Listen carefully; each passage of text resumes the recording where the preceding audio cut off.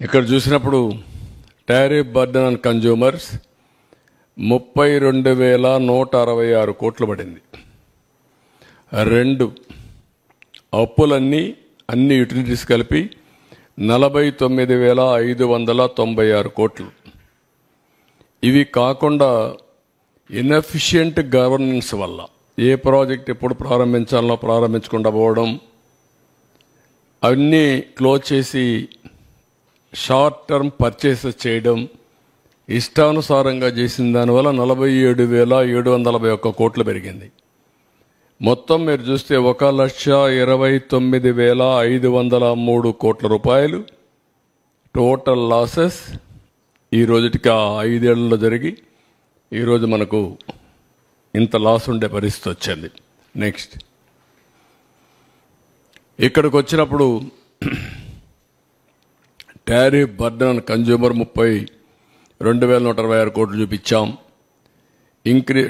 అప్పులు 49,596 కోట్లు, 81,762 కోట్లు ఈ రెండు వల్ల వచ్చింది.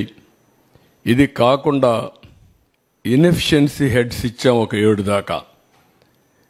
ఒకటి VTPS, 2 కృష్ణపట్నం. ఈ రెండు డిలే అయినాయి. దానికి షార్ట్ టర్మ్ పర్చేసెస్ చేశారు.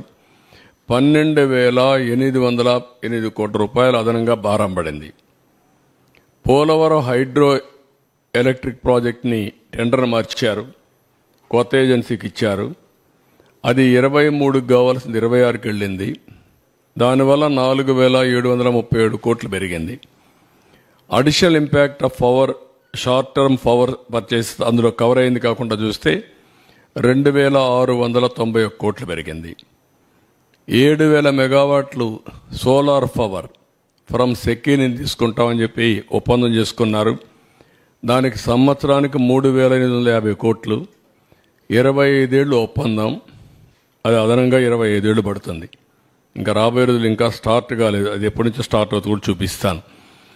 తర్వాత interest burden due to borrowings 10,892 కోట్లు పడింది. Accumulated losses due to poor performance of discoms and also APPDCL 9,618 కోట్లు.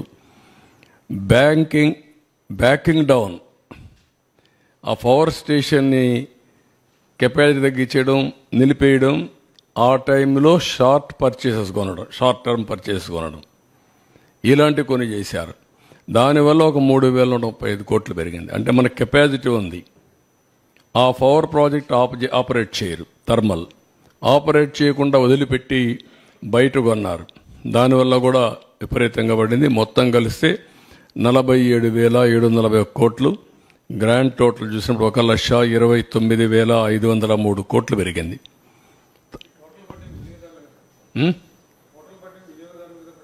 అందరికీ వాళ్ళ మీద కదా, ఎవరైనా సరే ట్యాక్స్ పేయర్స్ మనే కదా. ఇది ఒక అసమర్థ ప్రభుత్వం వస్తే ఏ విధంగా అవుతుంది, రాష్ట్రానికి ఏ విధంగా భారం అవుతుంది, ప్రజలకు ఏ విధంగా శాపంగా మారుతుందో ఇదొక కేస్ స్టడీ.